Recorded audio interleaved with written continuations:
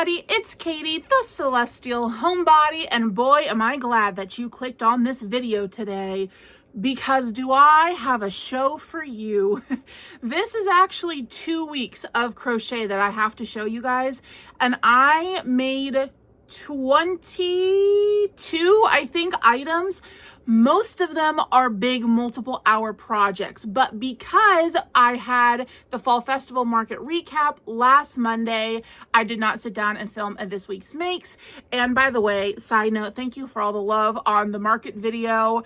My sunburn is doing much better. Look, I am tan. Look at that. You see that, like 0.5 shades darker? Do you even recognize me? I'm like a golden goddess now with that tan. The back is still healing. Also, I did not realize this until a few days after the market, but my legitimate nail polish burned. I was wearing light pink nail polish, and on one foot it still looked pink, and then on my left foot, which is the side that got a lot of sun, that's the side that the sunburn was really bad on my back, my toenail polish was yellow. And I like caught a glimpse of my foot, and I'm like, ew, what's wrong with my toenails? And then I was like, oh my gosh, my nail polish yellowed because it got burnt from the sun. So during that time that I got burnt, it must have been like during a small chunk of time where the sun was hitting me like from one direction only, because it was just the left side of me that got the brunt end of it, which is so bizarre. But it is healing now, and I am happy to report that I am tan. So now even the fairest shade of face foundation makeup will match my skin. Most of the time, even the fairest is way too dark for me, and then my face looks so much more tan than the rest of my body. I need the fairest of them all, like Snow White, except I'm a redhead Snow White. I need the foundation that's titled Sickly Victorian Child. But anyways, I digress. I know that you're not here for my makeup routine. You're here to see what I crocheted this week. So I've got a bunch to show you guys, and a little bit later, I'm going to put in some footage of a crochet retreat that I got to go on. I was invited to go on and so grateful for it. So I have some footage to show you from that. But let's get started with showing you the things that I made. We'll start with the most boring things, and that is I made one of these little mushy pops. So when I made all of these little pops that I'm about to show you guys, it was before Fall Festival. And so I wanted to restock some of my little pops, and I really don't know what possessed me to make these, because they never sell for me. Never, ever. Even at Fall Festival, I put on the sign, pull my top, I'm a fidget, and then like with a little thing that says like, pop up. And people played with them, and I only put an $8 price on them, which I think is completely fair for the amount of time that these take and how big they turn out. This is the Chenille Brights, by the way. But still, only 2 of my pops sold that I made. One of them to a fellow vendor and one of them to a subscriber. So the general public, I feel like, would play with them, but nobody bit. And I learned this the first time I made these. The first time I made them, I used Parfait Chunky and then put keychains on them so they're little, but I did put the keychain versions in with the bigger guys to hopefully make the bigger guys stand out, because as a consumer, a lot of people don't know or understand what goes into crochet, and when you have a big item like this next to a small item that's the same pattern, they just think, well, why is one smaller? The smaller one should be cheaper, without realizing that it takes the same amount of time. It just depends on what size yarn and hook you use, you know? So they don't realize that. So to the regular consumer customer, size matters. Am I right, ladies? And so I was hoping that putting the big ones in with the little keychain ones would help spur some sales for the bigger ones, because it would kind of create the illusion that they're getting a deal, like, oh, these giant ones are just as much as the little keychain ones. But alas, they did not sell. So I'm happy that I did only do 1 pop. This is a cable and canvas pattern, by the way. I'm sure that you've seen them before, but they are a lot of fun. They just pop up like that. They're little fidgets. So I used the same pattern to make a little strawberry, and I actually made 2 of these strawberry pops. And this, the other strawberry was one that sold to the fellow vendor. They were getting it for their friend's daughter, I think, who loves strawberries. And they also bought my strawberry cow. But this is also a pop. So I know that Cable and Canvas does have a strawberry pop pattern, and I want to say it came out like around Valentine's Day, and it's like a chocolate dip strawberry, and it is so stinking cute.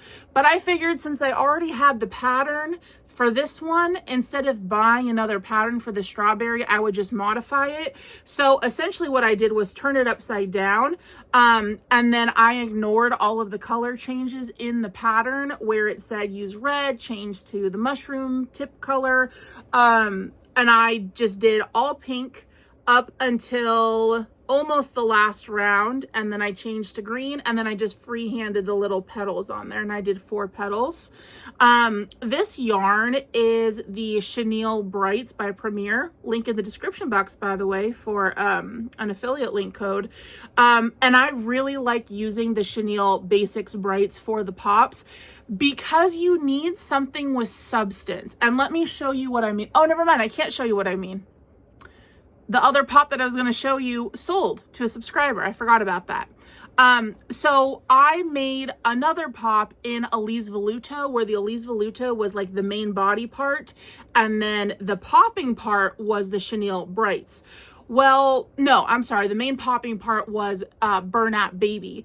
And what kept happening was the Elise Voluto is very soft, which is great in its own respect. But for these kinds of items, it had no structure, that it wasn't popping correctly. It kind of just sagged. So I will say, if you're going to make any of the Cable and Canvas pops, I highly recommend using a stiffer yarn like a Burnout Blanket or the Chenille Basics Brights, and you'll just get a much more satisfying pop, and then they're going to hold their shape a lot better. Now, I did not embroider any little seeds on this. I don't know why. Well, I kind of know why. I didn't want to put any more time into it, if I'm being honest with you. I mean, I did do the embroidery on the mushroom, but I don't know. I just felt like it was clear enough a strawberry or some sort of fruit that I did not bother taking the time to do that. So then the other pops that I did, you guys, I am so excited about these, and I am bummed that they did not sell super well. These little boo baskets. Look at this, you guys. It's a little like trick-or-treat jack-o'-lantern basket, and then watch.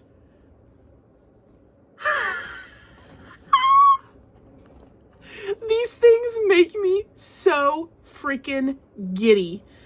Unfortunately, of the 5 that I made, only 1 sold to a subscriber. So I'm really upset about that. Number 1, because I'm going to be stuck with these for a whole year now, because I don't have a market coming up before Halloween. But number 2, I just wanted people to love these as much as I love them. And they had an $8 price on them, which I think is so fair for a fidget like this. Oh my gosh, it's just so cute. So this is also a Cable and Canvas pattern. So I did 3 orange. The other orange one is the one that I made with the Elise Voluto that sold to the subscriber. And oh my gosh, they're just, I can't even. They're just so cute. I embroider all of the eyes on my pops when I do eyes. I kind of made them look different. You guys know me. I like to make all of their faces different if I'm batch making things or just making a bunch of something. But I like to embroider eyes on these because they're meant to be fondled. You know, I just don't want the risk of a safety eye popping out if they're constantly being fondled with. So I did 3 oranges. And because, I don't know if this is an unpopular opinion, but I think that purple is a Halloween color just as much as orange and black are. So I did 2 in purple as well. This is the Chenille Brights bright violet color. This is one of my favorite yarn colors of all time. It's just so fun and unique and bright. And of course, these guys pop out as well. So I did 2 of the purples. So I don't know what I'm going to do with these now. I guess I'll just keep them in my market totes until next fall festival and then hope that they sell. I think that $8 is a completely fair price for this. I was considering putting them in their own little area, maybe hanging so that people could really see how they have the basket handle, and then putting their own price sign on it with like a $10 or $11 price. But I just ended up throwing them into the bin with all of my other pops, and I'm really bummed that they didn't do well. Let me know if you want one of these. I have the 2 purples and the 2 oranges. If you want one, I'll create a custom listing on Etsy or my website for you and send it to you. So that way I'm not stuck lugging these around for the next year. And they're so much fun to play with. I'm not going to take that out of context. I don't have a dirty mind. All of you guys are always accusing me of having a dirty mind. I do not. Sometimes things just come out that sound provocative. I don't know what to tell you. So the next thing that I made after the pops was something that I actually don't have physically to show you right now, but I do have a video that I'm going to put up. It is a little goldfish. So after the fall festival market, that vendor who got the strawberry items, they came back and got a bunch of stuff throughout the day. They were my best customers, and it felt like everybody in the family was coming and buying stuff, which was so adorable. But they reached out to me on Instagram afterwards and was like, hey, can you do an orange loaf cat and a goldfish for me? So I said, sure. They're local. They live very close by. So I whipped that up. That little goldfish did not take much time at all, but then they swung by one day and picked it up. So that goldfish is a free pattern on Ribbler. And by the way, if you don't have Ribbler or Ravelry, I highly recommend signing up for it because it's free and there are so many amazing free patterns on there. This goldfish was one of them. I only charged him $12 for it, and it is on the smaller side, but it did take like 45 minutes. And that's a Lee's Voluto yarn, which is not the cheapest yarn, but it was like the brightest, most obnoxious orange color yarn that I had, and I felt like that just worked well for the goldfish. But because I charged only $12, I didn't want to have to charge more because I would have had to buy a $3 or $4 pattern. You know what I mean? So the Ribbler free pattern worked great.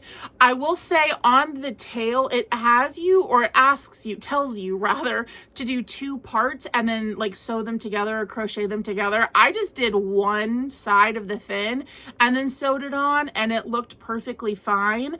I guess doing the 2 sides would give it a little bit more like stability and sturdiness. But again, since I was using the more expensive yarn for it, I didn't really want to have to do that and put more material cost into this little cheapy item.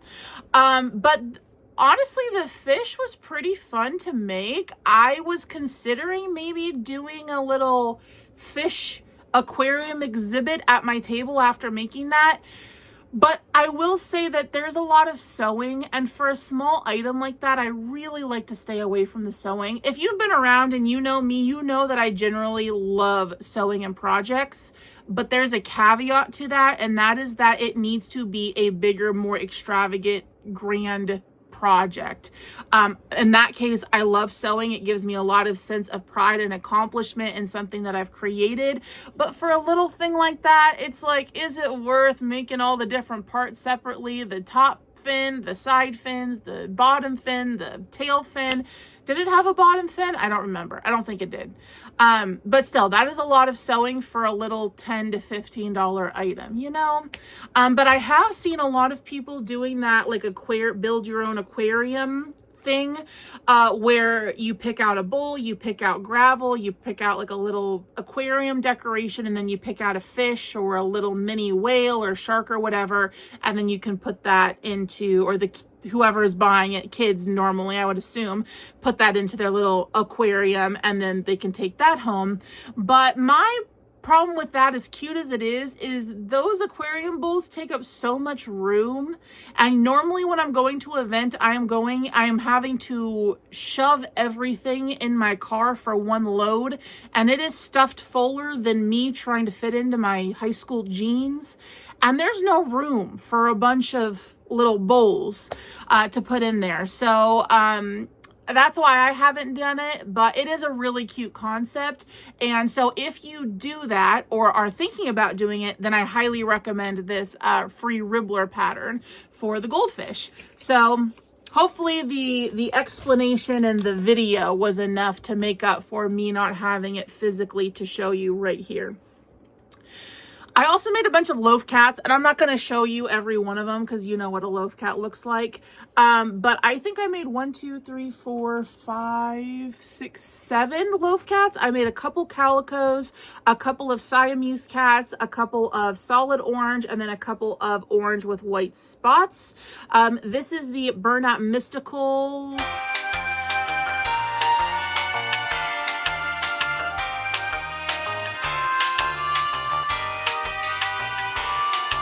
Canyon. I want to say earthenware, but I think that's the darker red. This is Canyon. I'm 95% sure.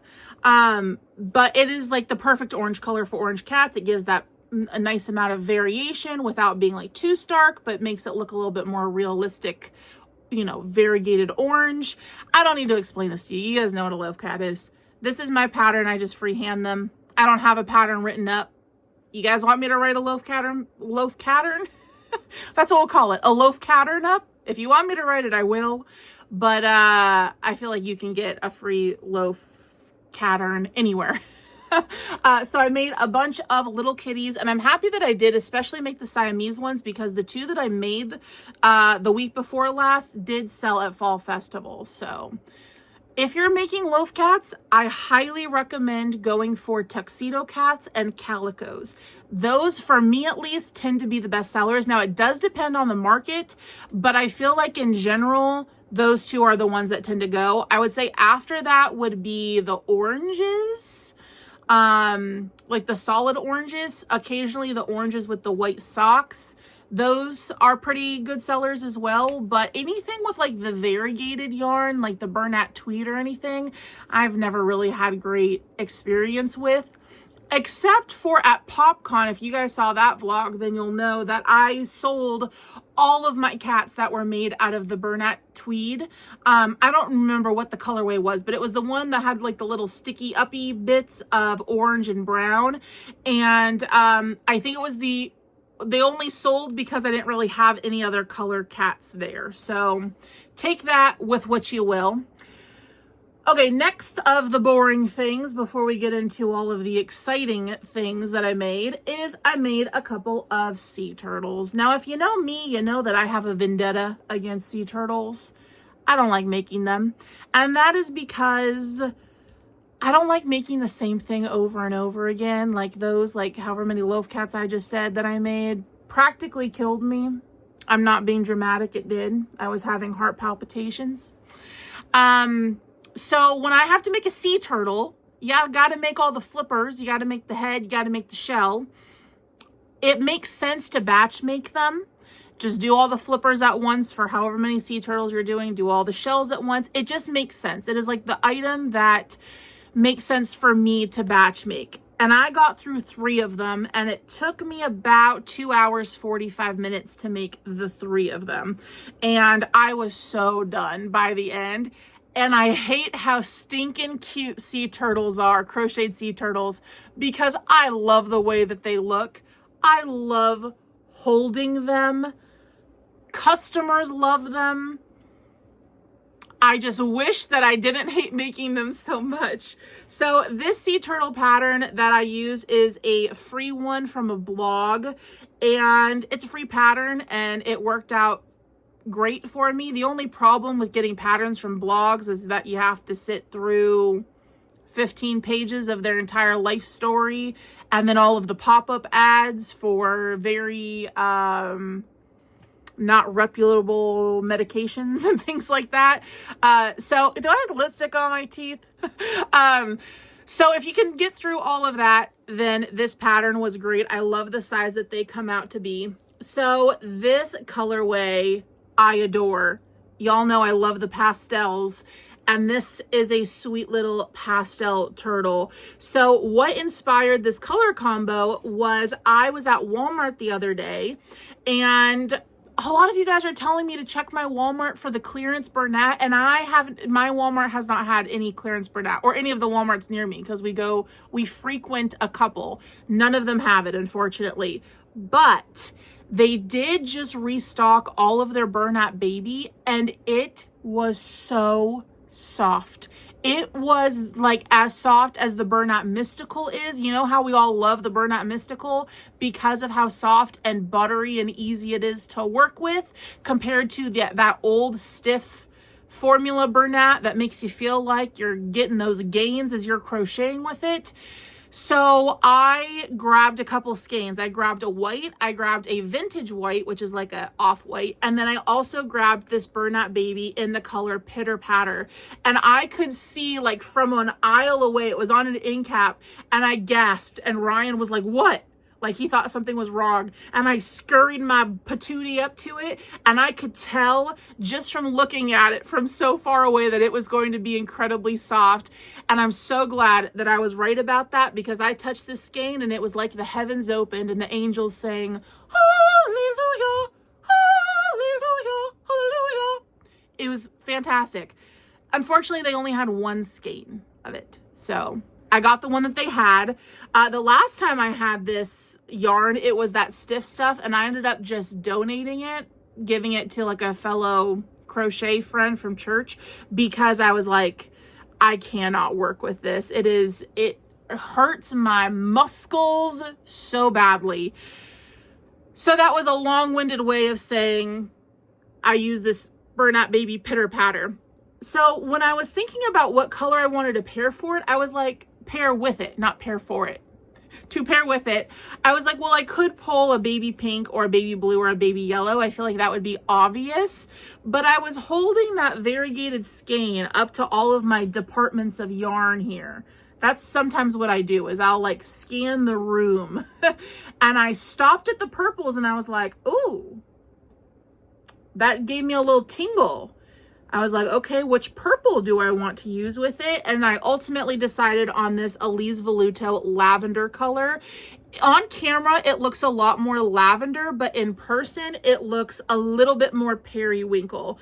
But even though the variegated does not have this color in the shell, it just works so well because of all of the soft little baby colors.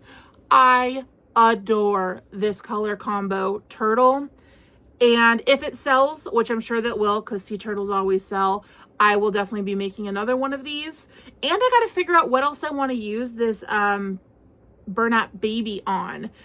I was thinking maybe like a little bear or an elephant or something like a little deer. Well, no, if I made it in this, would it be obvious that it's a deer? Should I make that in brown? I don't know. I was just thinking along the lines of like baby nursery and do embroidered eyes on it. Some sort of creature that I could use this on to sit in a little baby nursery, I think would be sweet, especially considering it is literally Bernat baby and called Pitter Patter. So I've been holding this turtle for so long. Some of you are probably so annoyed with me. So one little pastel tweedle.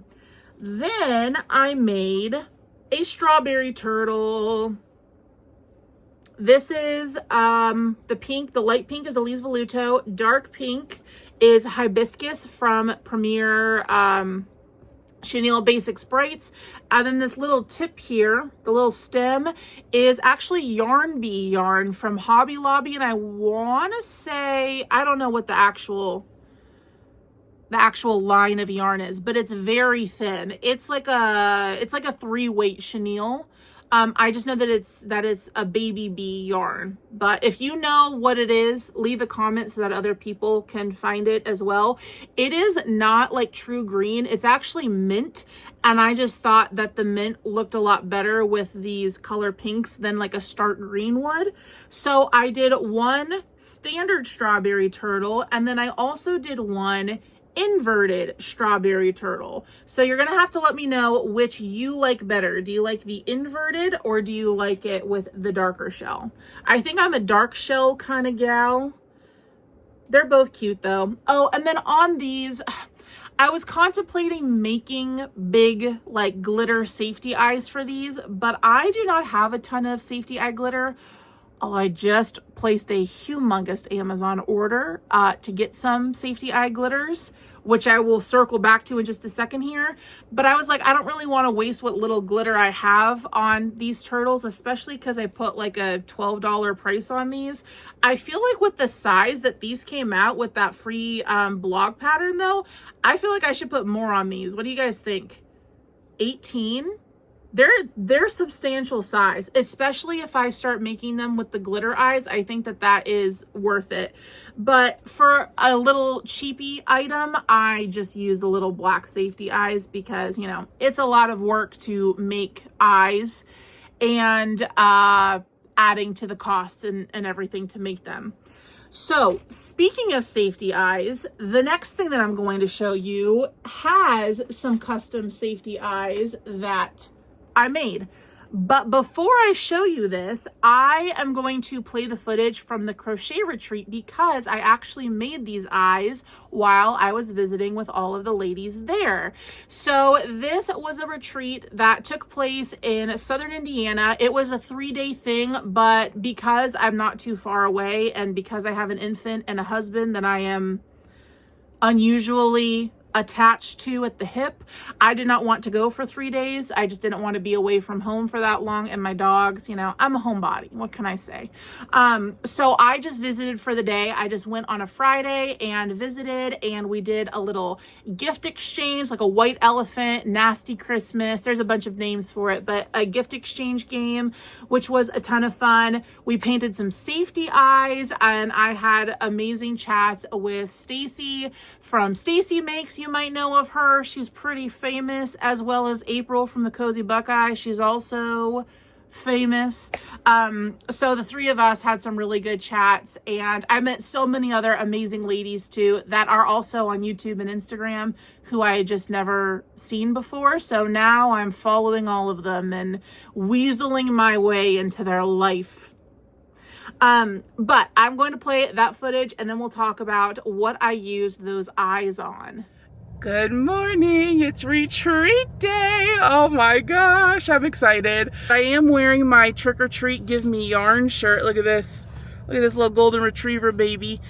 This is one of my newest designs on my online shop, www.thecelestialhomebody.com. I also have stickers, and look, I'm bringing stickers for everybody. They're sparkly in this design. I also have some safety eyes in this bag, but here is my whips bag all set up. We've got my yarn for the turtles and my Pikachu yarn along with my hydro flask to stay hydrated because hydrate or dihydrate. I also shoved my purse in here too. Look at this little crochet hook, big twist thing that I got at Joann's. Oh, it's so cute. And then a subscriber made me this little turtle because where are the turtles? And a little star. Look at how pretty this is. Oh my goodness, we're out here in the country. Oh, the windows are so dirty, it doesn't want to focus. But we're out here in the country in Southern Indiana, my home state. I know April's coming from Ohio, or came from Ohio, and Stacy came from Illinois. And I don't know about the other ladies. I have not met them, so I don't know where they're coming from. But it wasn't too far of a drive for us, about an hour and a half. I got some crochet done on the way. I'm making a Pikachu. And so I was able to finish both the tail pieces that I got to sew together when we get there. Oh my gosh, you guys, I have to pee. I have a nervous bladder. And I have to pee so bad. I'm gonna be like, hi guys, I need to tinkle. Oh my gosh, there's literally the horses just chilling.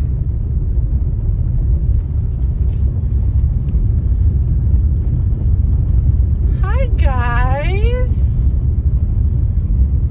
Are you gonna crochet too?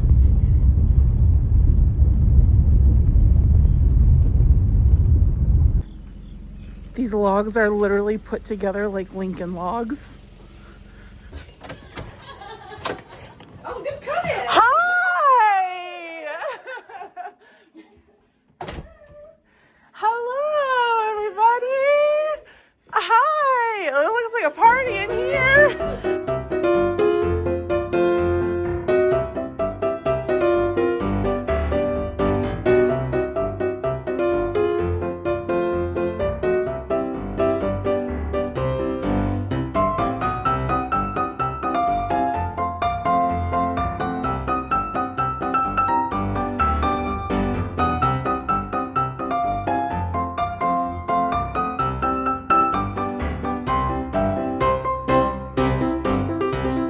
Stacy, April, and I were just outside chatting for a while.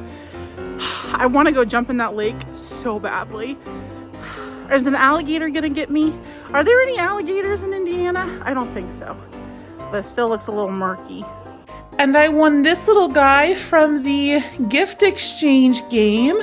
And Tara at Old Soul Factory got my little cow that I put into the mix. Look at how cute the sloth is. He's like a caramel apple theme. So he's got a little apple on his belly. He's so cute. So thank you so much again to Stacy and April for inviting me to that. That was such a blast. Such a blast. So these are, oh, there's a hair on them. That's embarrassing. Oh gosh, it's still there. These are the eyes that I made on that retreat. How beautiful are those? Okay, I gave you a little teaser of this critter. Stacy and all of the other ladies that were there brought so many eye making gadgets, tools, glitters, little stickers. It was, I was like a kid in a candy store going through all of that glitter and everything. And that's what inspired me to place the Amazon order so that I could make more. So that'll be here soon, which means new safety eyes coming to you guys in the next few weeks and more for me to use in my own projects. But I was having a really hard time finding like what glitter I wanted to use. And then one of the ladies there was like, do you want a pair of colored pupils? And I saw the purples and I said, well, that's on brand. And I've never had purple pupils before. Purple pupils. You guys know that I love white pupils. I actually usually prefer them over black pupils. In fact, that butterfly dragon back there, if she's in focus, I can't tell. She's got white pupils. They are creepy, but in a cute way. And I just think that they give plushies so much personality. So I was like, oh, heck yeah, give me some of that action. Don't threaten me with a good time. So I took a pair of 30 millimeter purple pupil eyes and then chose this glitter. I think the brand was Resin Art or Resin Craft or something. And then the little star and moon that's in there was just like these little cabochon charms. And I guess that they glow in the dark. So I did a moon and a star and then did the epoxy back with the glitter. And so when I got home, oh, did my thing just go off? I don't think it did. I thought that I heard it. I heard some noise back there. Okay. So when I got home, I was like, I'm jonesing to use these new eyes on something. So I was looking through all of the patterns that I have, all my free patterns on Etsy, saved on Instagram, and nothing was really calling to me. So I went on a hunt for something that I wanted to use these eyes on. And I kind of had a vision in my mind's eye. It started as like a dragon creature, not a dragon, but a dragon creature, you know? So I found this little pattern, but I did alter it to suit what I had in my mind's eye. So this is on Etsy. I'll link it for you in the description box. But this is the little critter that I came up with. Partially came up with. The writer of the pattern came up with the majority of it. I did a few changes though, so I'll tell you what those are in just a second here. But this is like a little Luna celestial dragon monkey moth sort of creature. I don't know what you'd call it. This guy took a hot minute. It took me 4.5 hours to make this. And that does not even include doing the bedazzling on him or her, whatever. And I started using bigger yarn. So I started using the Premier Basic Chenille Brights in Periwinkle because I thought that with these eyes, I was like, I have to use periwinkle. I don't want to use purple. I don't want to use pink. That'll be too matchy-matchy. I want a little bit of a contrast, but still keep that Luna vibe, aura about her, if you will. So I grabbed my Premier Basic Chenille Brights in Periwinkle and I did the head and I was like, holy moly, this thing is big. That's what she said. I don't have a dirty mind. And I was like, there's no way I'm going to be able to finish this entire creature with this skein that I have.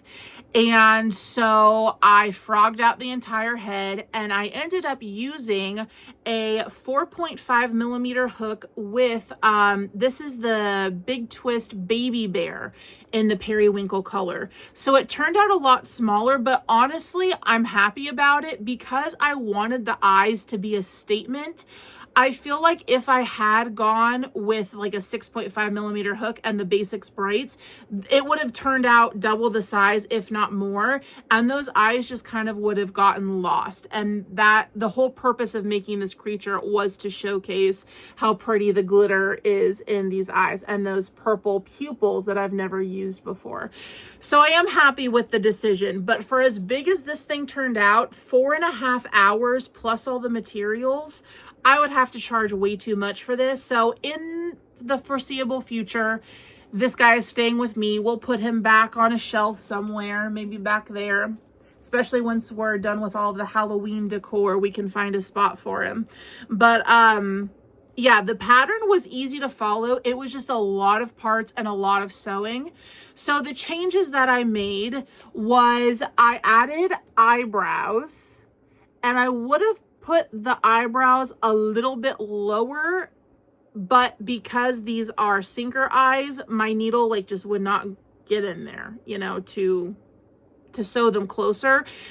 I didn't want him to look mad though, so I feel like it was a happy accident that they ended up a little bit higher, because I feel like if they were lower, then he would have looked a little like, you know. The other change that I made was I did different wings. So the wings on the pattern were more bat-like, and I wanted mine to be more butterfly or moth-like. So for the wings, I actually pulled up the pattern from All From Jade, her butterfly that I've done in the past. And I just did the big wings. Now, I feel like it would look really pretty with the smaller wings too, but after almost 5 hours of this thing, I was like, I can't look at it anymore. I do not want to make 2 more wings for this thing. So I just left it with these. And then this purple is also Big Twist Baby Bear in whatever their lilac lavender color is. And then I added the embroidery, a little star on the head. I have a bunch of embroidery floss because that is one of my other hobbies that I just haven't done in a long time, and I haven't really talked about on the channel, but I love hand embroidering. So I pulled out all of my threads and I was looking through there, and again, I didn't want to go purple or pink. I wanted it to be complementary without matchy, so I pulled out like this dusty mauve. And then I do feel like the piece de resistance, I always want to say de la, but it's not. Piece de resistance is all of the bedazzled bejewels. So I wasn't sure what to do for the nose, because on the pattern, it had little like gremlin nostrils, and I was like, I don't like this. I want her to be like a cute little creature, not like a creepy gremlin thing. So instead of doing the nostrils as written, I just put a little jewel, a little oval sideways, and then it kind of looks like a nose, right? It's so cute. Looks like she's like, it's Rudolph, but holographic. Yeah, and not a deer. And then for these jewels, I got these forever ago at Hobby Lobby. They're iridescent, so they're not clear jewels. If you can tell, they have like color to them, color shift, and that is what I wanted to use for her. And then for the star tail, I also put one big iridescent jewel on the star tail, just because I felt like all the action was happening up here, and then it was a little plain. And then one of my favorite parts is this fur. This fur, I've talked about it again and again because my heart aches for Big Twist faux fur. They had so many fun colors of fur, so many fun variegateds, and this was one of them. I want to say it was called unicorn or unicorn something, and it is this beautiful pink, purple, blue, and white. And if that's not the perfect thing to bring all of it together, I don't know what is. And then I actually had to make the belly patch twice. So for the horns, I used Burnout Baby Sparkle. And if you've ever used this yarn, you know that it is thick. It is thick. I've never met a skein of the Burnout Baby Sparkle that was pleasant to work with. It must be something about that silvery shiny strand that runs through, or whatever it is to make the sparkles, but it was very thick. So I made the horns, and I actually had to remake the one of the horns because they were mismatched, and they're still a little mismatched. This one's a little bit thicker, but it's just like my boobs when I'm done breastfeeding. One is bigger than the other, and I'm not going to judge her for that. But I wanted to use the same color that I used for the horns on the belly patch. So I did, but what happened, because that yarn is so thick, is when I sewed it on, it gave her like a pregnant belly. It like puffed out, and then no matter how much I sewed it down, like I feel like I went around every single round and sewed it down, it did not really help, because then there was like a lip and it looked lumpy and it just looked so gross. So I cut that out, and fortunately, after a long time of me delicately clipping it, fortunately, I did not nick any of the actual body. So there was no repair that needed to be done. And then I used this Burnout Pipsqueak, which is a very thin yarn and a really small hook to do the belly patch. And that looks so much better. So much better. After I had put the Burnout Baby belly patch on, that was why I originally got out my embroidery thread, was I was going to embroider something on it, like a little moon and a star, make it kind of like a Care Bear situation. But that yarn is so thick, especially with how like firmly I had sewed it down, that I could not get my embroidery needle through there. And those things are tiny needles. I could not get it through there. Even with a thimble, like it was like hurting my thumb. So I'm happy that I ended up cutting it off. It bothers me just a little bit that this is cream and this is white, and then there's no other cream anywhere else on it, but that's just a me problem. I just got to get over it. In person, it does not look as stark as of a difference as it does on camera. Also, the star I feel like looks more like a flower than it does a star. It looks specifically to me like the Polly Pocket flower. There was a Game Boy Advance game that I played as a kid that was like Polly Pocket at a water park, and you would collect these little stars, and that is what this looks like. Such a niche reference, but let me know if you know what I'm talking about, if you played the Polly Pocket Game Boy game too. So we got to think of a name for this little critter. Oh, Baubles.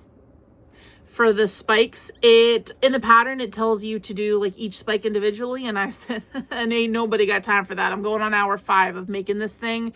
So I just did surface crochet baubles, and this is that same Big Twist baby bear that I used for the wings.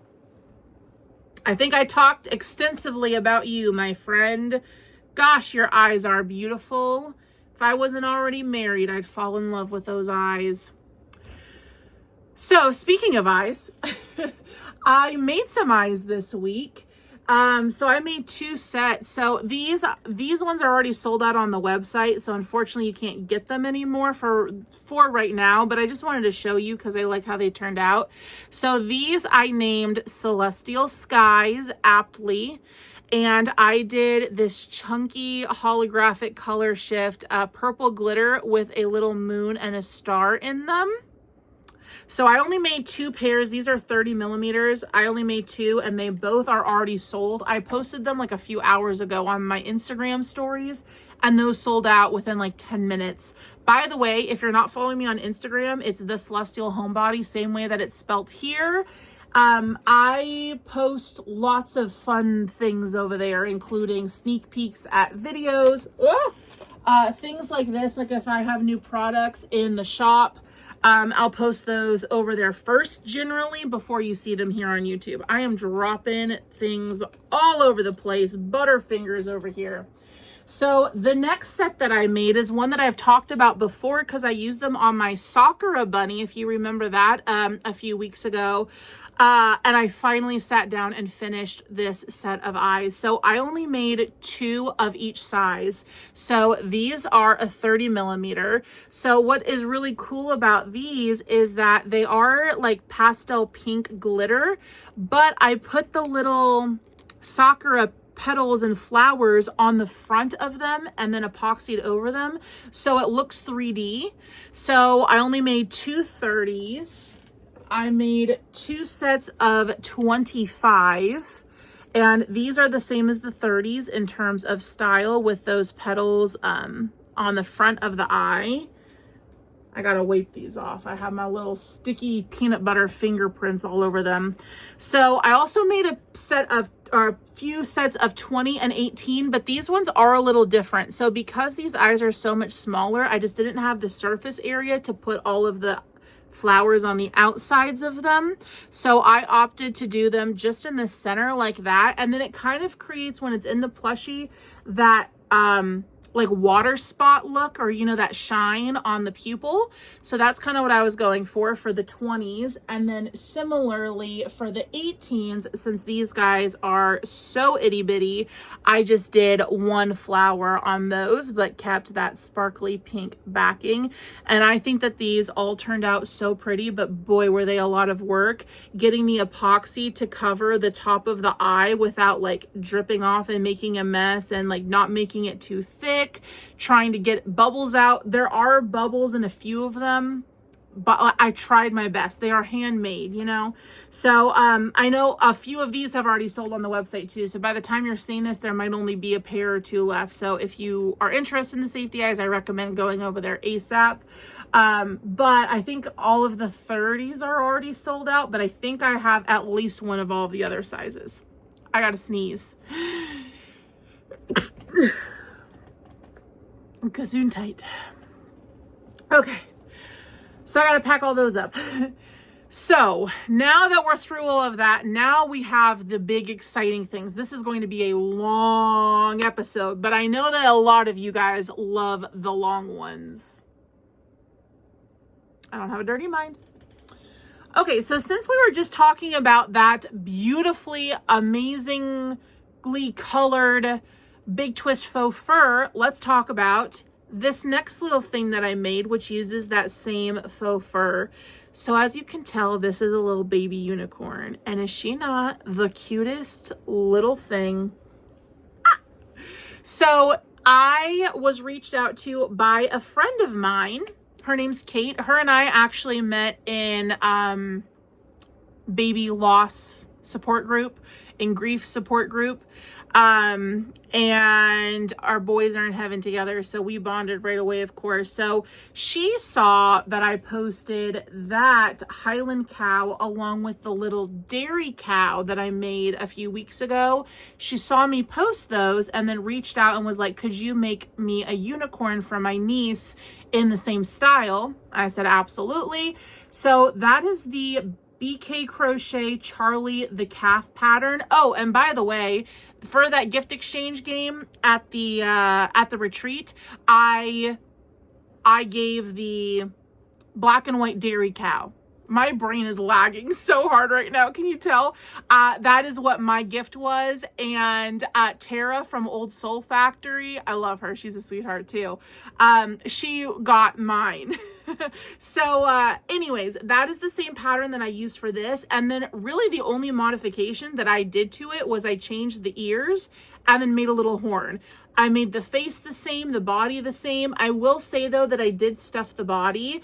Even though these are half double crochets, I crocheted tight enough that you can't really get your finger in there. I mean, a little kid might be able to, but I mean, it's just stuffing in there. It's not big enough holes where you could like pinch and pull things out. So I do stuff it. It's very lightly stuffed though. It very, very lightly stuffed. I just feel like when you leave something as a snuggler, people assume that there was like a mistake because snugglers aren't super common outside of the crochet world. So I also stuffed the Highland cow back there. So I stuffed her a little bit. I used Bernat baby blanket for the white, and then this is Elise Voluto light pink. I already talked about the fur. And then for the horn, this, I want to say this is Big Twist Twinkle in purple, and it's got a little shimmer and shine to it. I am happy that I used the acrylic on it because it gives it a little bit more definition. I feel like if I were to use plush yarn on the horn, it would have looked a little more phallic. This one, you get a lot of definition to it. And it was a nightmare, an absolute nightmare to crochet with a 3mm hook and this itty bitty yarn after I had been using all these fat yarns with a 6.5mm hook. But yeah, I'm very excited to give this to Kate, and it turned out so cute. Celeste loves it, so much so that I might have to make her own. She wants nothing to do with the Highland cow, but when she saw this, she was like, give me that. Yes, please. And then I felt bad having to take it away from her. So I might have to make little baby Celeste her own little baby unicorn. That kid has so many crocheted plushies, you guys. I did embroider the eyes. This eye looks better than the other one. And then I gave it blush, my signature blush, of course. And if you're wondering, once you put the blush on the yarn, it does not come off. It doesn't. I just really use my brush. I just use a little e.l.f. makeup brush, eyeshadow brush, and I just really swirl it and just work it into that yarn, especially on a light color like white. You know, it just works in there and it stains it pretty much. So unless you're like putting these in the washing machine, I think that the blush is going to hold up just fine. Ooh, I'm looking at something else that I made that I kind of want to put blush on. You know what? Let's talk about that next. So, Crochet Grove. You know of her? Is her name Anna? Anna? I don't actually know what her name is. I just know her as Crochet Grove. She recently came out with a shelf-sitting goose pattern. This goose has me in a chokehold, you guys. I swear I was born in the wrong decade because every time I see a goose with a little blue ribbon around its neck on a Pyrex or something at a thrift store, that baby comes home with me because I'm obsessed with the blue country geese. And that was big in the 80s. So I was born like 15 years too late. That is what this pattern reminds me of. How cute is this? So this goose sits on a shelf and then it looks down like that. So you bet your patootie that this little goose is going to go up on one of those shelves back there. Oh my gosh. So stinking cute. Took me a little over an hour to make this, and the pattern is so clever how it's written. Crochet Grove does an amazing job with writing her patterns. They're just, I don't know how she comes up with like how you do this, because I guarantee you, if you think to yourself, how do you get it to be in this shape? It's probably not how she has you do it. And it is just so ingenious. Well, maybe looking up close at the stitches, you could figure it out, but such a clever pattern. And it honestly did not take very long. I think that it would be really cute to do this in like a mallard, maybe like a yellow duck. I think that these are going to sell really well at market, and honestly, they don't take that long. So I was just looking at this and I was thinking to myself, we need to give this baby some blush. So I will do it live here on camera for you. Do I have lipstick on my teeth? I swear I keep seeing it. All right, so I'm using this Wet n Wild blush. It's called Pinch Me Pink. It was the only blush that they had at Walmart at the time that was like a neutral pink color. I didn't want something too red or something too orange. So since she's white, I don't need a bunch on my brush. So I usually like to go right behind the eye, just a little bit lower, just like that. We're gonna go nice and light, and we're really gonna swirl it into those stitches like I was talking about earlier. We're gonna go a little bit more, make it more of an oval instead of a line. Oh yes, work it, girl. See, the goal to blushing your plushies though is that you don't want to go too heavy-handed. I made this mistake a few times, especially on white yarn, where I underestimated how much product the brush actually held, and then I put it on the plushie and it was looking like I should just put a feather boa on her and send her to Vegas because she was open for business, if you know what I mean. But if we go nice light-handed like that, then I think that it just adds so much personality. We're gonna go a tad more on this side, again, to make it more of an oval instead of more of a straight line. There we go. Oh my gosh, it's so cute. We can feather that out a little bit too, so it's not so dense. But yeah, that's how I put blush on plushies. That's really it. There's not much more to it. You just need a cheapy little thing. I think this is Wet n Wild and Elf are like the two cheapest makeup products you can get. So worth like the $2 or $3 that I spent on the blush with how much I use it on plushies. So anyways, this goose, highly recommend the pattern. That girl has sold over 400 of this pattern within the past week. She's rolling in dough, and I'm like, get that girl. I wish that one of my patterns would pop off like that, but I am not nearly as talented or creative to come up with these things as she is. Whatever her name is. Annabelle, Anna, Crochet Grove, Elizabeth. I don't want to say Elizabeth. I don't know. Let me know what her name is so I can actually start referring to her as a human instead of just her business name. Next up, we have Pikachu. This is Pikachu, electric mouse. So this is a splooting Pikachu. Now, if you have been in the crochet community in the recent past, which I'm assuming you have if you're here watching this, you have probably heard of Snuggle Beans Crochet splooting creatures. She has done tons of them at this point. I was going to say hundreds. It's probably not hundreds, but tons of regular like animals, real life animals. She's done like unicorn, dragon. She's done a couple of Pokemon, but she's only done the evolution. So she's done Eevee, Espeon, and Umbreon. I was actually in a pattern test a few weeks ago for Espeon, so you can go back and watch that this week's Makes video if you're interested in seeing what the process of making her patterns was like and my pattern testing journey with that. But because I had the splooting pattern available to me, I went ahead and modified the Eevee one to be Pikachu.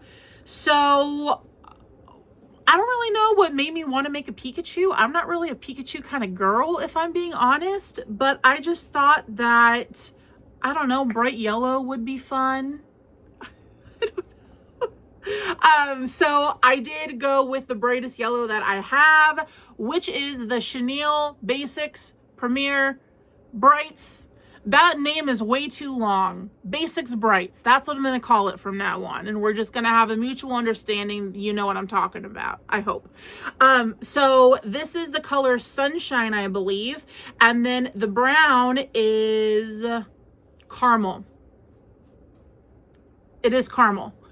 It is. I remember reading the label. I second guessed myself there for a second, but I like giving you guys the actual names if I can remember that. If I can remember them, so that way if anybody wants to recreate and copy, then you can and know exactly what yarns I use. And I use this 6.5 millimeter hook on it. No, I'm sorry, 6 millimeter hook on this guy.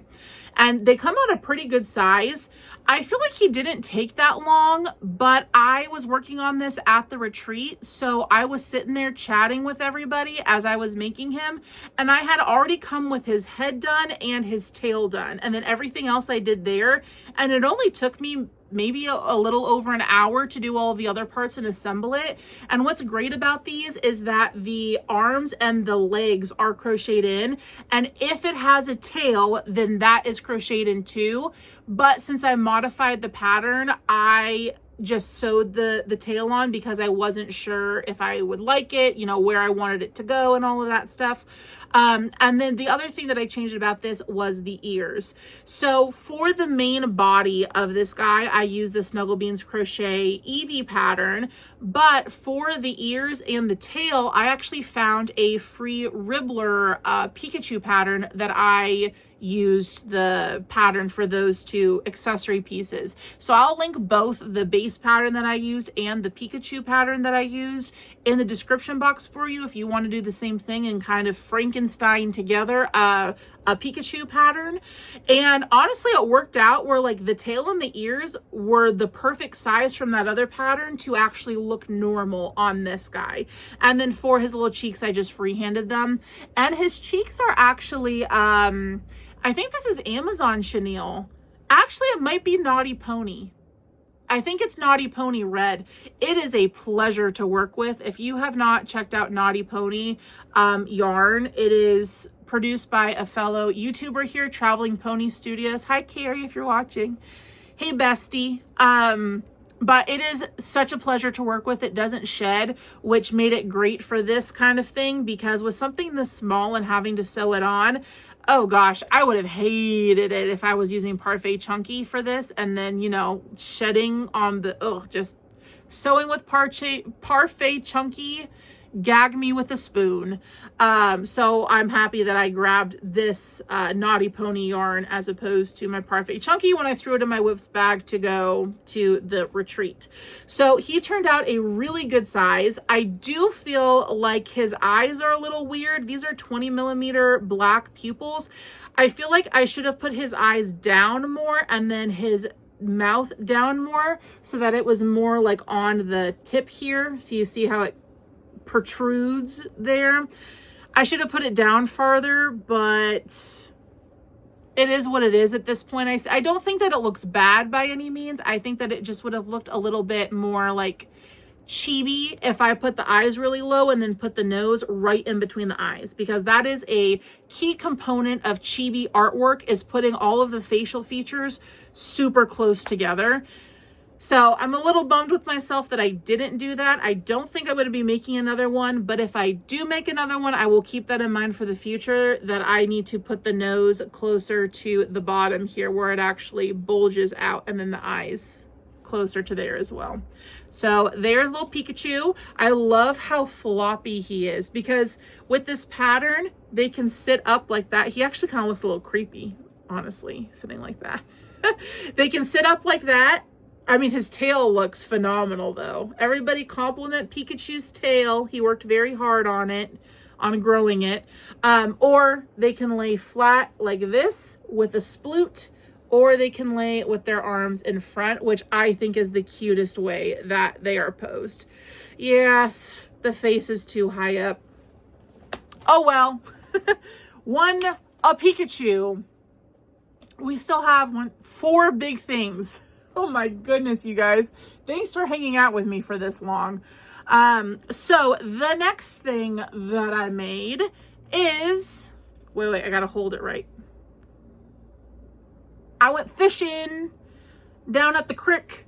I don't know why I wanted to make a fish, but I made a fish, and this was a free YouTube tutorial, so it didn't cost me anything. Fish is just something that I have never made out before this week. I made the goldfish and I made this bass. Pretty sure this is meant to be a bass. I can stick my whole fist in there. Wow. That can be used as something very inappropriate if fallen into the wrong hands. Get your mind out of the gutter. But this was the free pattern, so I said, why not? It only took me about an hour, which is not bad. When I was looking at the thumbnail, I was like, this is going to be like a 2-3 hour project. I don't know if it's going to come out that big, but I'm very pleased with how little time it took, with how good of a size it is. The only thing that I will say about it is this is not a mindless pattern. There are a lot of increases. You do like back loops only, you do color changes, you do decreases in random spots. It's just not one of those patterns where you can memorize very easily. I mean, you might be able to memorize it if you make enough of them, but I would need to make like 10 of these in a row in order for me to memorize the pattern. So that's the only thing, especially with it being on YouTube. You have to, like, I put it on like 2 times speed and then just read the instructions and pause it. That's normally how I do that. And I do know that the creator has a paid PDF version on her Etsy. So you can go that route too if you're like me and don't really like the video tutorials. But all in all, pretty quick, pretty easy, and I do think that this would be something that would sell really well at market. And I mean, that face, man, that's a face only a mother could love. Look into that abyss.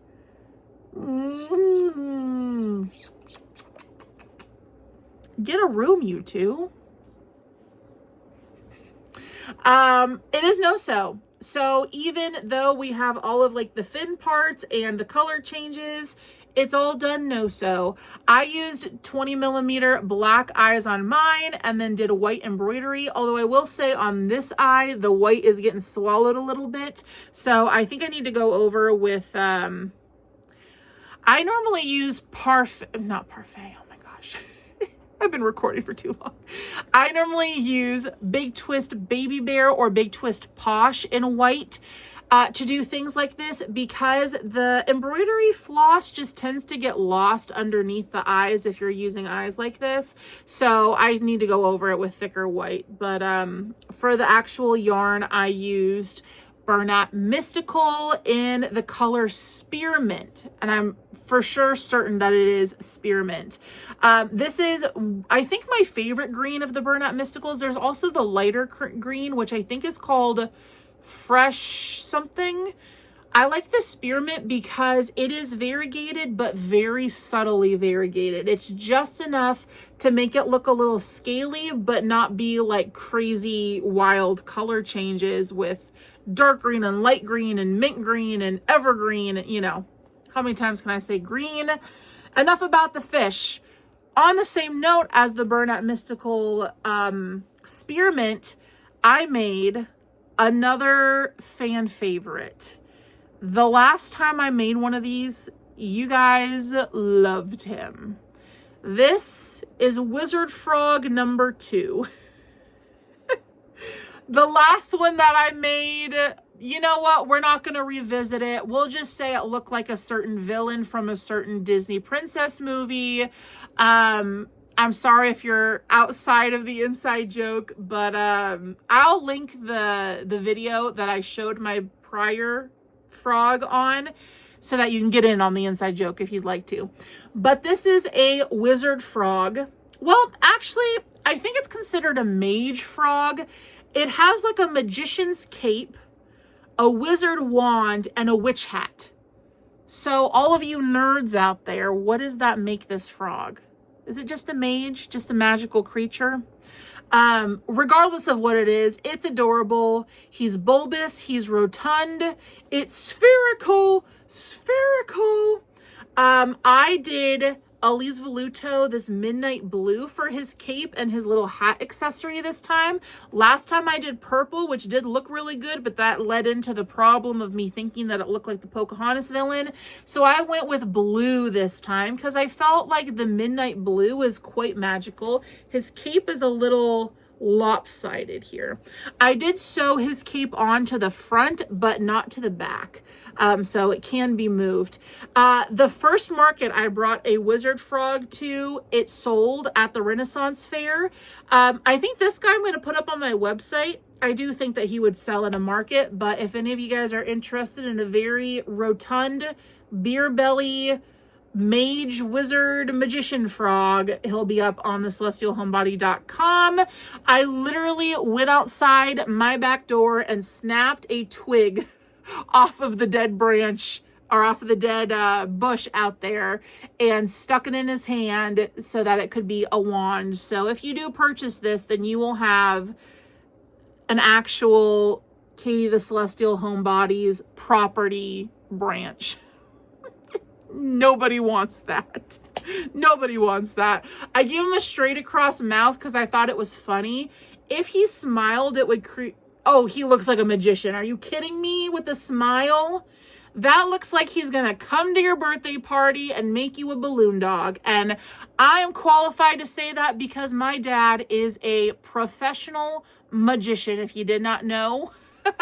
I feel like the straight across makes him look a little bit more serious, a little bit more mysterious. So there we have a wizard frog. If you want to do this pattern, honestly, doesn't take too long. The frog itself took me about an hour, but then doing the cape is what takes a long time, for me at least. Doing flat crochet back and forth just takes so much longer, and I don't know why that is, but for to do the cape and the hat took probably 40 minutes. So under 2 hours for this guy, and he comes out quite a big size. I mean, he can fit in my hand, but he looks comfy up there, doesn't he? Very cute. Good work, wizard frog. Oh, I used 20mm black eyes on him too. All right, second to last thing, the penultimate thing. So this is something that I made for me for Halloween. So Halloween is coming up in a couple of weeks, and I am going to be a certain Mario Universe princess from one of my favorite video games of all time, which is Super Mario Galaxy. You guys might know that Rosalina, Princess Rosalina, is one of my favorite characters of all time. So I'm like, I gotta be her for Halloween. So I have the dress. I ordered like 3D printed crown and little star brooch and earrings and everything on Etsy. And I just placed the order on Amazon for the wig, which I will need to style. But I was like, I'm gonna be Rosalina. I need a little sidekick. And I've been looking at baby costumes because I thought that it would be fun to make Celeste a little Luma, like the little star guys that are like Rosalina's children, but I cannot find a star baby costume for the life of me. So my backup plan is that we're going to make Celeste Princess Peach, I'm Princess Rosalina, and then we'll make Ryan Princess Daisy. I mean, I should be Daisy because I'm the redhead, but I want to be Rosalina. So I think that's the route that we're going to take, is Celeste is going to be Princess Peach. So I went ahead and crocheted myself a little Luma sidekick. So here she is. Look at those hips. That Kardashian figure that she has. I use felt for the eyes. The last time I made these, because I have made 2 of these in the past, and they both sold at, was it Comic-Con? Maybe one sold at Comic-Con, one sold at Renaissance Fair, but doesn't matter. They're both gone now. One I did in the yellow like this, but it was the yellow Burnout Baby Sparkle, and then the other one was the blue Burnout Baby Sparkle, kind of inspired by that little Luma in the Super Mario movie that's like, we're all gonna die. That was what I was going for. But on both of those, I embroidered the eyes with just chunky, I think Bernat blanket, probably black yarn. But on this one, to make it as close to the actual video game as possible, I did the felt, because I think like in cosplay photos, you know, we got to have it looking as close to the game as possible. Although I will say I put this the wrong way. Technically, this should have been the front, because on an actual Luma, Rosalina's sidekick Luma, the little swirly whirly is that way, but I don't think anybody's gonna notice. You wouldn't have known if I hadn't have told you. So I'm very happy with how this one came out, because my other two did not turn out this well. Practice makes progress. The third time doing this pattern, I just kept some things in mind, and it turned out much bigger. Mainly the fact that the arms are actually the same size on this one, because on the other two that I did, one arm was buffer than the other. Made the Luma look like a chronic masturbator or something. So on this one, the arms are the same. So we're happy about that. So this you're going to see again in probably my Halloween episode when I'm dressed up as Princess Rosalina. Should I find a way to make her like sit here? Oh my gosh, how cute would that be if I like attached her to the wig and my dress? So it'll just look like she was just chilling on my shoulder, like I'm a pirate with a parrot. Cute. Okay. I've been yapping for so long. Are you guys sick of me? A last crochet thing to show you, and then I have a couple of little like life updates for those who are interested in my life updates. So if you follow me on Instagram, then you might have already seen this, but this is a bunny. I just wanted to make a bunny. I adore this pattern, how she turned out. I have a few other bunny patterns. One of them you've seen before, probably. The Sakura bunny that I used those cherry blossom eyes on a few weeks ago. That bunny is like a normal bunny. You know, it looks like a realistic sitting little cottontail baby bunny. I wanted to do a bunny that was more anthropomorphic. I don't know what inspired me to do this, but you know what? Any sort of crochet inspiration, I'm not going to say no to. I'm not going to look a gift horse in the mouth. Is that the saying? I think it is. After a few weeks of losing my crojo and my creative juices just drained, like we've talked about the last few weeks, inspiration struck and I said, you know what? I'm a hashtag treat yourself to a new pattern. So I will link it for you, of course. She took a while. There are a lot of stitches in this, and I mean, this is a good size, and she is very huggable. Very, very snuggleable.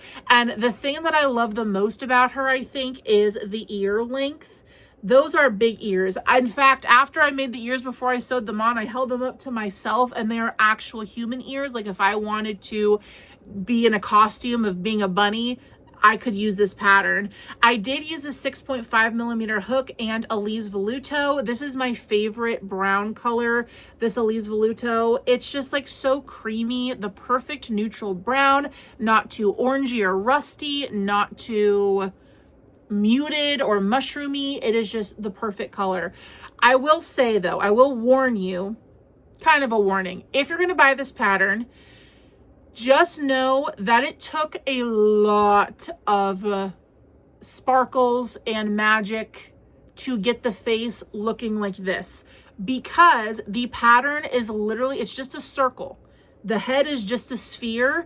So I really had to work with my sewing needle and extra yarn to shape it in a way that gave it, oh, we just got an order. It was $3.87.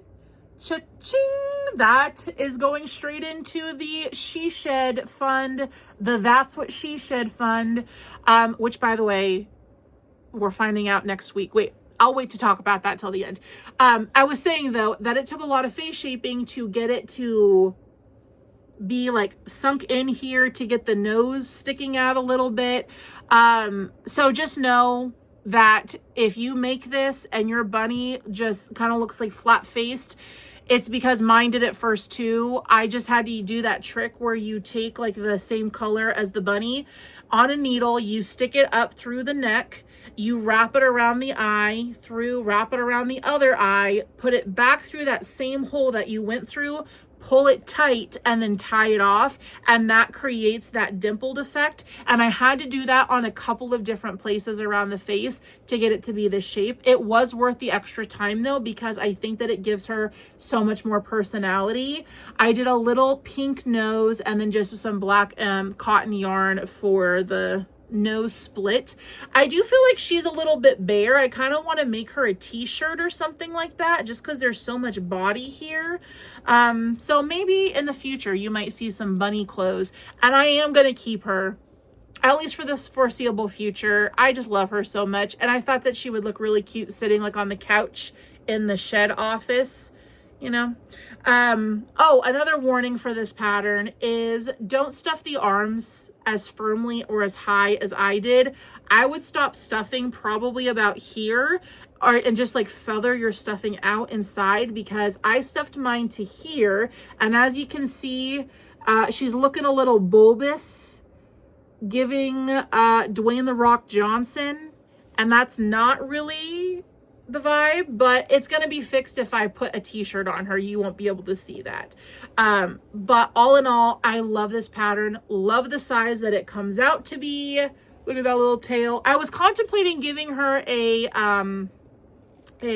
fluffy tail with fur yarn, but I didn't really have a brown that went well, and I was like, I could do white, but I feel like it would be a little bit stark against all the brown.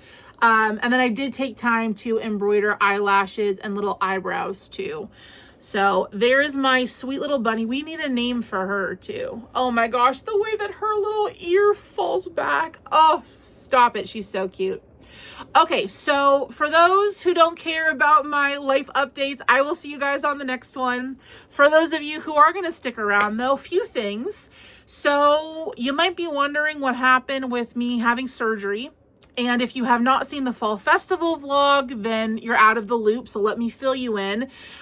Literally at the last possible minute, it was Friday that I got a call from the hospital saying, hey, you know how you're supposed to have surgery in like a few days on Monday? We have to cancel your surgery because of insurance.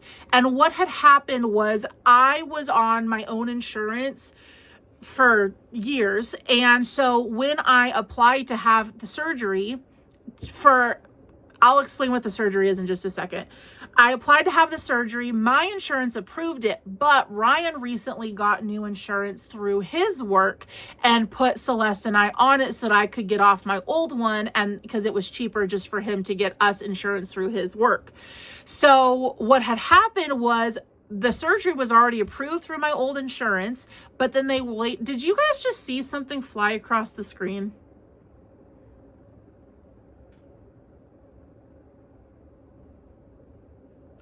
Is something in here with me?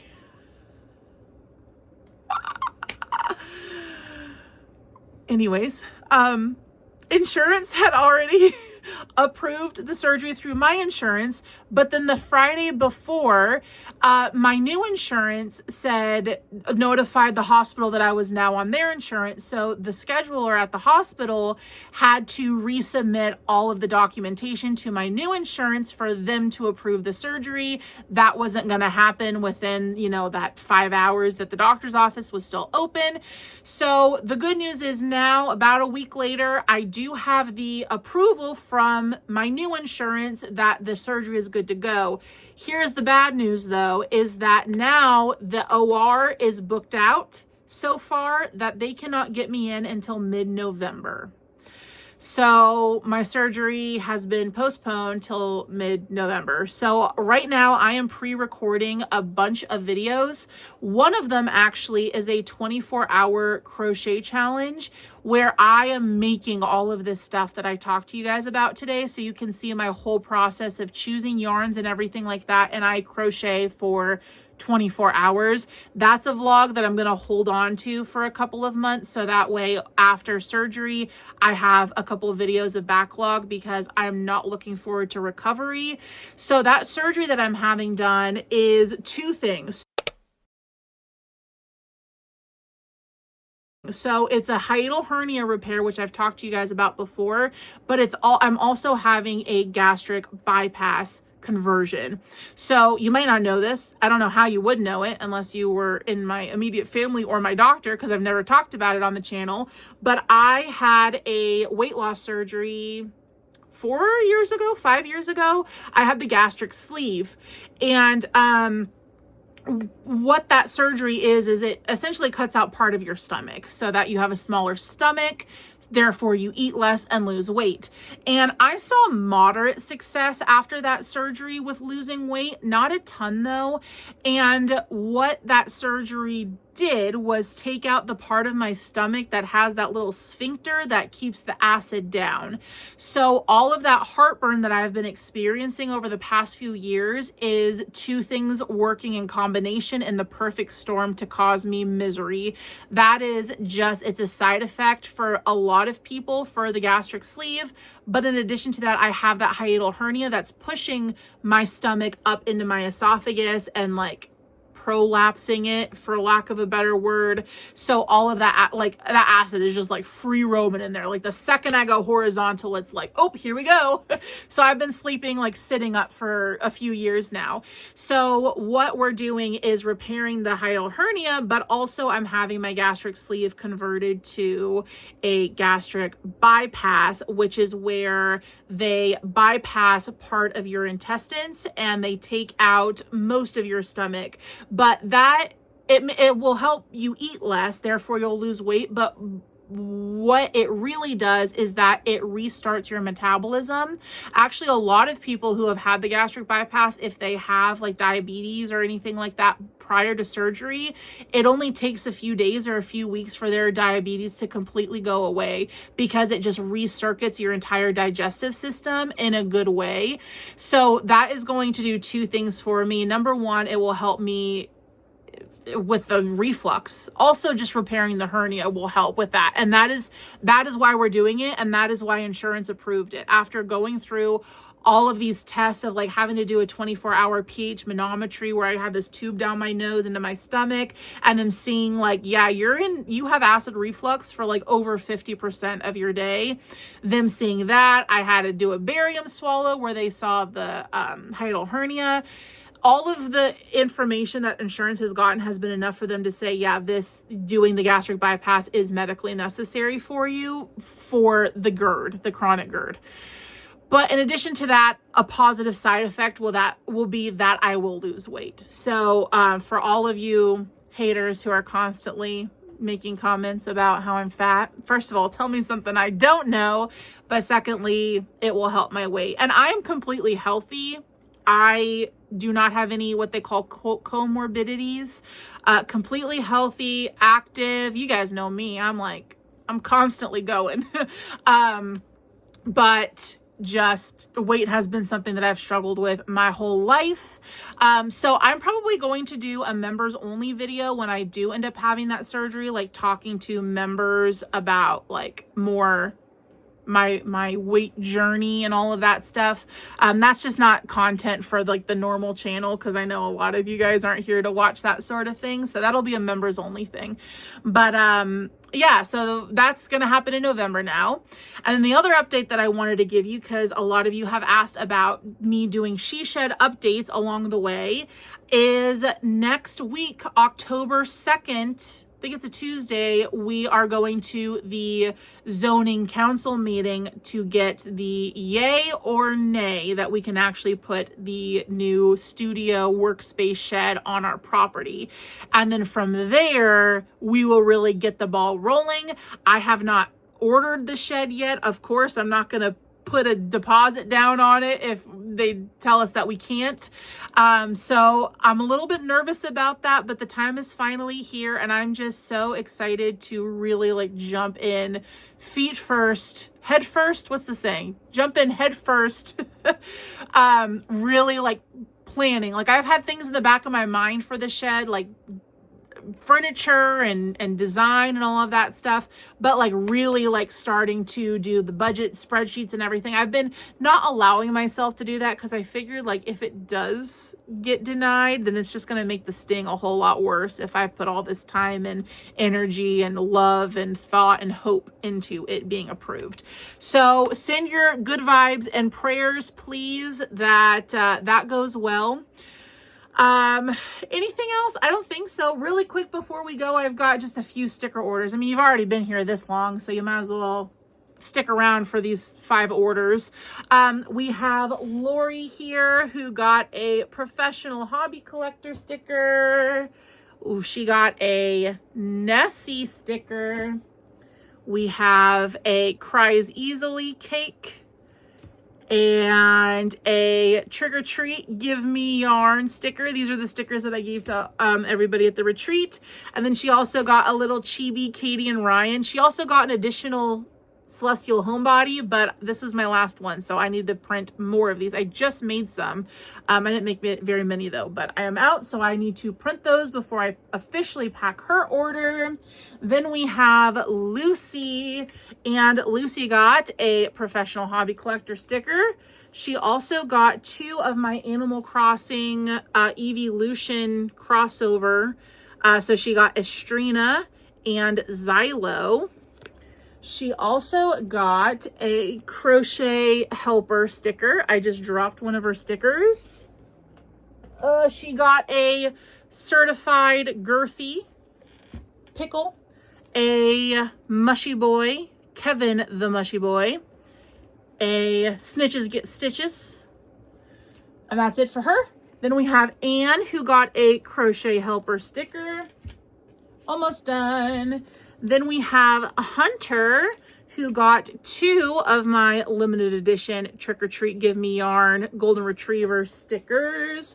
And last but certainly not least, we have Whitney who got a professional hobby collector sticker, a Yarn Chicken Champion sticker, and she got this because she DM'd me on Instagram and said I won Yarn Chicken, so I'm treating myself to a sticker so that the whole world knows that she won Yarn Chicken.